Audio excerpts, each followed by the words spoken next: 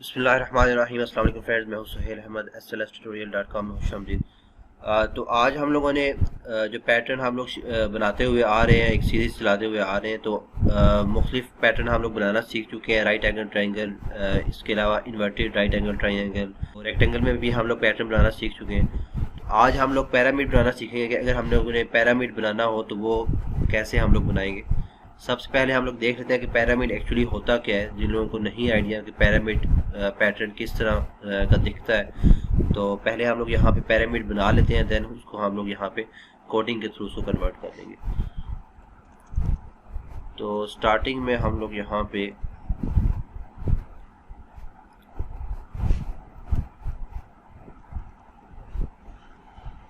जिस तरह आपकी राइट एंगल ट्रायंगल होती है, हम वही सपोज कर लेते हैं स्टार्टिंग में कि अगर आपको, और देन उसके बाद हम लोग यहाँ पे देखते हैं कि हम लोग कैसे एक्चुअली बनाएंगे।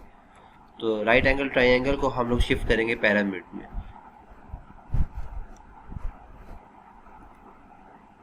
देन आपके पास 3 स्टेरिक होते हैं, देन उसके बाद 4 स्टेरिक,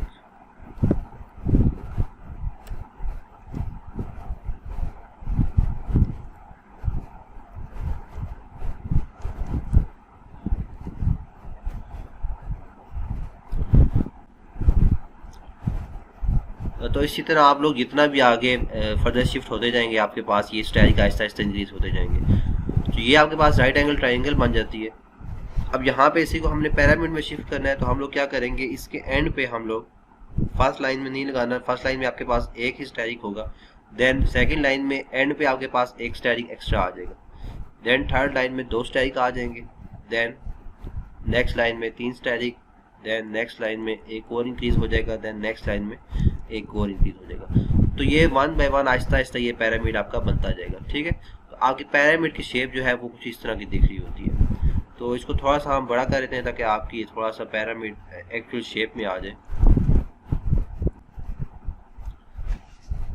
तो अभी हम लोग इस तरह का एक पिरामिड बनाना सीख लेते हैं कि हम ये इस तरह का पिरामिड कैसे बनाएंगे। तो पहले हम लोग जो राइट एंगल ट्रायंगल यहाँ पे आपके पास बन रही थी वो हम लोग बनाना सीखेंगे, और देन उसके बाद हम उसको पिरामिड में शिफ्ट करेंगे। तो वो इजी हो जाएगा आपके लिए समझना, क्योंकि हम राइट एंगल ट्रायंगल बनाना तो सीख चुके हैं। तो देन हम लोग यहाँ पे जिस तरह आपको स्टार्टिंग से बताया हुआ है कि आप जब भी स्टार्टिंग में लूप लिखेंगे, पैटर्न जब भी आप बनाएंगे तो आपको नेस्टेड लूप की ज़रूरत पड़ेगी, क्योंकि वहाँ पे आपके पास रोज एंड कॉलम्स होते हैं। तो रोज एंड कॉलम जब भी आप यूज़ करेंगे तो आपको नेस्टेड लूप की मस्ट ज़रूरत पड़ती है। तो इट मीन्स के पैटर्न के लिए आपको नेस्टेड लूप की ज़रूरत जो है वो मस्ट पड़ेगी। देन अब यहाँ पे आप रोज एंड कॉलम काउंट करें तो हमारे पास जो रोज हैं 1 2 3 4 5 6 7 8 9 रोज है, और देन इसको हम लोग 10 रोज कर लेते हैं ताकि ज़्यादा बेहतर हो जाए आपका। तो आपके पास 10 रोज होगी, और कॉलम अगर हम देखें तो 1 2 3 4 5 6 7 8 9 10 11 12 13 14 15 16 17 18 19 कॉलम है आपके पास। ठीक है, तो अब हम लोग यहाँ पे क्या करेंगे, for int i equal to 0, i less than 10 rows थी, और देन i प्लस प्लस हम लोग कर लेते हैं। तो यहाँ पर मैंने आपको कहा था कि हम लोग पहले जो है राइट एंगल ट्रायंगल बनाना सीखेंगे। तो राइट एंगल ट्रायंगल जस्ट आपके पास ये आ रही है। तो पिरामिड टोटल हम लोगों ने काउंट किए तो ये आई थिंक 19 कॉलम बने थे, 1 2 3 4 5 6 7 8 9 10 11 12 13 14 15 16 17 18 19। और राइट एंगल ट्रायंगल के पास जो आपके पास यहाँ पे जो कॉलम होंगे वो कितने होंगे, 1 2 3 4 5 6 7 8 9 एंड देन 10। तो 10 कॉलम है आपके पास राइट एंगल ट्रायंगल की। तो पहले हम लोग राइट एंगल ट्रायंगल बनाना सीख लेते हैं। तो अब यहाँ पे अगर आप देखें तो आपका यहाँ पे स्टार्टिंग में आपके पास 9 स्पेसिस होंगी, और देन एक स्टेरिक है आपके पास, देन उसके बाद अगेन 8 स्पेसिस है, और देन 2 स्टेरिक है राइट एंगल ट्रायंगल में, देन 7 स्पेसिस है, और आपके पास 3 स्टेरिक है। तो हम यहाँ पे क्या करते हैं, स्टार्टिंग में स्पेसिस के लिए लूप लिखते हैं, for int j equal to 0, j less than. अब यहाँ पर अगर आप देखें तो हमें स्पेसिस कितनी रिक्वायर्ड है, फर्स्ट टाइम 9। इट मीन्स कि जितनी भी आपके पास यहाँ पे टोटल आपके पास यहाँ पे कॉलम थे वो कितने 10 है। राइट एंगल ट्रायंगल में, ठीक है। तो एक कम हमें चाहिए, यहाँ पे जो आपके पास स्पेस है उससे एक कम चाहिए। तो यहाँ पे आपके पास 10 रोज भी हैं, 10 कॉलम भी हैं, ये तो वैसे रेंडमली आ जाते हैं, लेकिन लाजमी नहीं आपके पास कि दोनों सेम ही हो। अब यहाँ पे अगर आ गए हैं तो ठीक है, अच्छी बात है। तो हम यहाँ पे ये कर लेते हैं कि हम इसका एक 10 जो हमारे पास आया था, हम इसको साइज रख लेते हैं, इंट साइज इक्वल टू 10 कर लेते हैं। तो यहाँ पे भी हम लेस देन साइज कर लेते हैं। और देन यहाँ पे देखो हम लोगों ने क्या करना है, फर्स्ट रो जब आपके पास i 0 होगा तो हमने फर्स्ट टाइम 9 स्पेसिस प्रिंट करनी है। देन जब i 2 आपके पास 1 होगा तो हम लोगों ने 8 स्पेसिस प्रिंट करनी है। तो जैसे जैसे i इंक्रीज होता जा रहा है हमने एक स्पेस कम करते जाना है, ठीक है। तो आपके पास जब i 0 था हम लोगों ने 9 रखना है, तो हम लोग यहाँ पे 9 किस तरह रखेंगे, साइज -1, साइज -1 लिखेंगे तो आपके पास 9 स्पेसिस प्रिंट हो जाएंगी। लेकिन अब जब आपके पास i 1 होगा तो हम लोगों ने 8 स्पेसिस प्रिंट करनी है। इट मीन्स कि यहाँ पे अगर हम -1 -i कर दें तो आपके पास जैसे जैसे i इंक्रीज होता जाएगा, i यहाँ पे आपके पास स्पेसिस भी डिक्रीज होती जाएंगी। तो हमने यहाँ पे क्या किया, साइज -1 -i, देन j++ कर देंगे। देन यहाँ पे हम लोग कर लेते हैं कंसोल डॉट राइट। अब राइट लाइन नहीं लिखना, राइट लिखना है, और देन यहाँ पे स्पेस हम लोगों ने प्रिंट करनी है। तो अब यहाँ पे हमारे पास स्पेस तो प्रिंट होगी है। देन उसके बाद अगेन हम लोग यहाँ पे लूप लिखेंगे, स्टैटिक प्रिंट करने के लिए लूप लिखा। अब यहाँ पे क्योंकि आपका जे वाला जो लूप है, ये वाला लूप आपका ये खत्म हो चुका है इसी यहाँ पे, ठीक है। तो यहाँ पे आप जे का लूप भी अगेन स्टार्ट कर सकते हैं, अदरवाइज हम कोई और लूप लिख लेते हैं ताकि आपको कन्फ्यूजन ना हो। तो int k equal to 0, k less than. अब यहाँ पे हमें चेक करना है कि k किस चीज़ के लेस देन होना चाहिए। तो स्टार्टिंग में हमारे पास यहाँ पे क्या होगा, i होगा 0, तो हमें यहाँ पे एक स्टैटिक चाहिए। i 1 होगा तो हमें यहाँ पे 2 स्टैटिक चाहिए। तो हमने k को यहाँ पे 0 से स्टार्ट किया हुआ है, ठीक है। तो आप यहाँ पे आपके पास i भी 0 है और हमें जस्ट एक ही स्टैटिक चाहिए। इट मीन्स कि हमें जस्ट ये एक दफ़ा ही ट्रू करवाना है। तो हम यहाँ पे k less than and equal to i लिख देते हैं, या फिर अगर आप लेस देन लिखते हैं तो i+1 कर देते हैं कि हमें यहाँ पे k इक्वल टू 0 है। यहाँ पे मैं आपको समझा देता हूँ कि एक्चुअली हो क्या रहा है। कंसोल, अच्छा यहाँ पे क्योंकि हमें हर लूप के बाद जस्ट एक ही लाइन प्रिंट करवानी है, तो यहाँ ब्रैकेट लगाए ना लगाए आपकी अपनी मर्जी है। देन यहाँ पे हमें स्टैटिक चाहिए। अब यहाँ पे देखें एक्चुअली हो क्या रहा है, आपके पास i भी 0 था स्टार्टिंग में और i+1 हमने रखा हुआ है। अगर हम जस्ट यहाँ पे i ही लिखते हैं तो आपके पास यहाँ पे k 0 है, 0 लेस देन 0, तो आपके पास ये एक दफ़ा भी ट्रू नहीं होगा। लेकिन फर्स्ट लाइन में भी हमने ये एक दफ़ा ट्रू करवाना है, तो हम यहाँ पे i+1 कर देते हैं। इट मीन्स कि इसको 1 कर देते हैं, ठीक है। तो अब आपके पास क्या होगा, 0, k equal to 0, 0 less than i+1, i+1 equal to 1, तो 0 लेस देन 1, इट मीन्स कि ये एक्सिक्यूट होगा एक दफ़ा। तो आप यहाँ पे i+1 कर दें या फिर आप k less than and equal to i कर दें, तो दोनों आपके लिए ठीक है, आप दोनों लिख सकते हैं। तो अब यहाँ पे अगर हम इसको प्रिंट करते हैं तो आपके पास एक राइट एंगल ट्रायंगल बन जाएगी। अच्छा, राइट एंगल ट्रायंगल बनाने से पहले क्योंकि हम लोगों ने जब आपके पास रोज खत्म होगी, एक रो खत्म होगी, तो हमने नेक्स्ट रो में शिफ्ट होने के लिए आपको यहाँ पे नेक्स्ट लाइन पे पॉइंटर शिफ्ट करना है। तो आप यहाँ पे जब यहाँ पे दोनों आपके पास लूप खत्म हो गए, स्पेस वाला भी और स्टैटिक वाला भी, तो यहाँ पे आपने नेक्स्ट लाइन में शिफ्ट होने के लिए राइट लाइन लिखना है। अब ये राइट लाइन जो है ये i के साथ डिपेंडेंट है, ये इन दोनों पे डिपेंडेंट नहीं है, ठीक है। क्योंकि हम लोगों ने ब्रैकेट नहीं लगाई हुई, तो आपकी ब्रैकेट नहीं लगी, तो इट मीन्स कि जस्ट वन लाइन जो है इस लूप पे डिपेंडेंट होगी। इसी तरह ये जस्ट ये वाली लाइन जो है इस लूप पे डिपेंडेंट होगी। अब मैं इसको अगर प्रिंट करता हूँ तो आपके पास ये राइट एंगल ट्रायंगल जो है ये जस्ट बन जाएगी।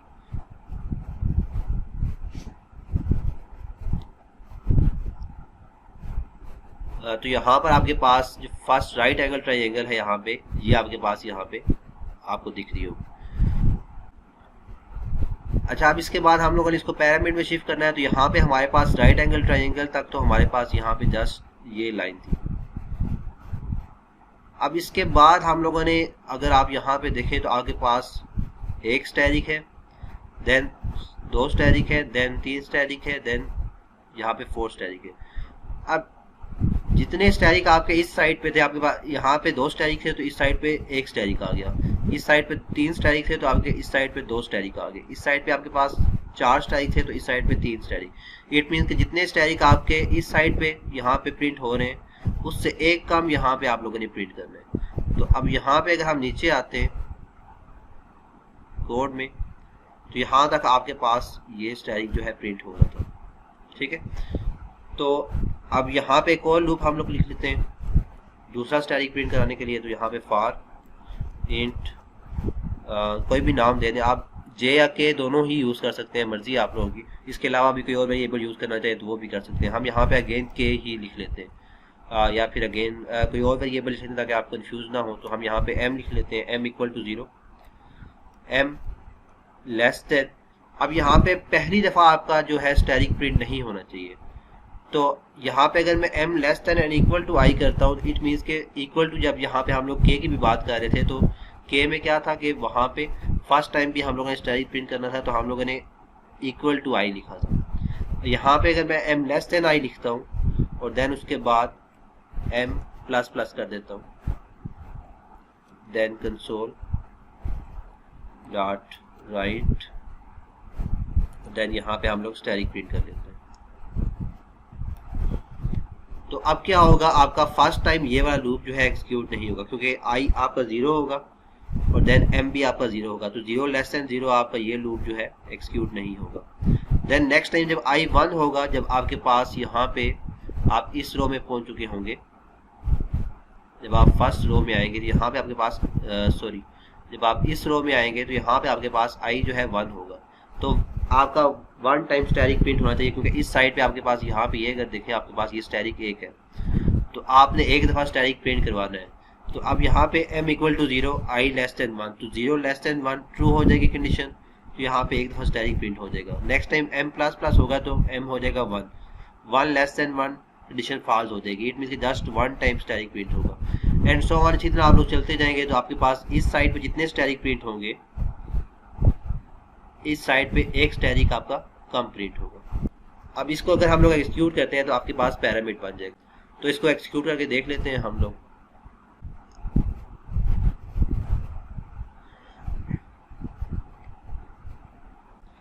तो आपके पास यहाँ पे पैरामीटर बना हुआ नजर आ रहा है आपको।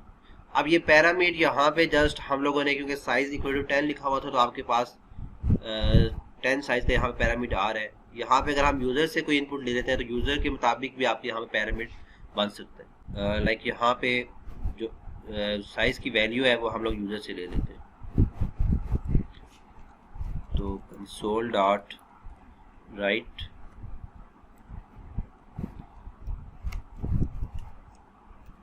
Please enter parameter size, then यहाँ पे size equal to console dot read line. अब इसको हम लोगों ने इंटीजर में कन्वर्ट करना है तो कन्वर्ट करने के लिए convert dot to in 32, then ये हम लोग एज एन पैरामीटर पास कर देंगे। तो अब ये साइज वेरिएबल में जो वैल्यू आएगी जो भी यूजर यहाँ पे पास करेगा उसी के मुताबिक आपका पैरामीटर जो है वो बनेगा। इसको हम एक्सिक्यूट करके देख लेते हैं again. Then please enter parameter size, हम यहाँ पे 20 लिखते हैं तो आपके पास 20 साइज का पैरामीटर बन गया। अगेन इसको हम यहाँ से क्लोज करते हैं, अगेन इसको एक्सिक्यूट करते हैं। यहाँ पे आप डू वाइल लूप भी लगा सकते हैं कि डू वाइल लूप में आप अगेन साइज एंड साइज लेते रहे जब तक यूजर 0 इंटर ना करे, उस वक्त तक आप लोग लूप चलाते रहे। यहाँ पे हम 30 लिखते हैं तो आपके पास ये एक पैरामीटर बन गया।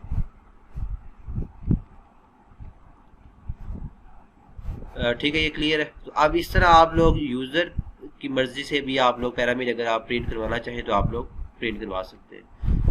देन यहाँ पर अगर आप लोगों ने डिजिट्स या अल्फ़ाबेट्स प्रिंट करने हैं तो वो भी आप लोग प्रिंट कर सकते हैं इजीली, जो कि हम लोग स्टार्टिंग से देखते हुए आ रहे हैं कि आप यहाँ पे इंट स्टार्ट कहाँ से करना है। स्टार्ट इक्वल टू हम लोग 1 से करते हैं अगर, तो जस्ट यहाँ पे 1 अगर हम लोगों ने प्रिंट करना है, आप स्टैटिक की जगह हम लोगों ने डिजिट्स प्रिंट करने हैं तो यहाँ पे आप लोग डिजिट्स प्रिंट करने हैं तो आप यहाँ पे स्टार्ट और देन यहाँ पे भी स्टार्ट।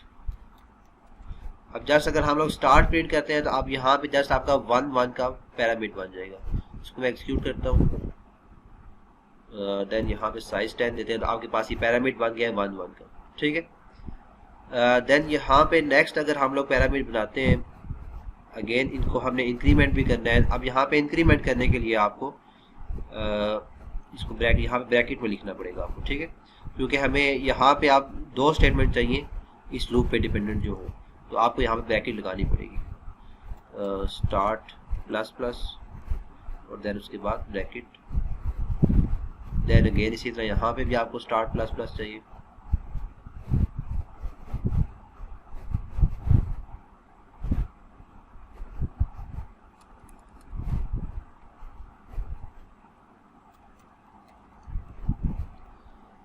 ठीक है, अब इसको हम एक्सिक्यूट करते हैं तो थोड़ी सी आपके पास यहाँ पे जो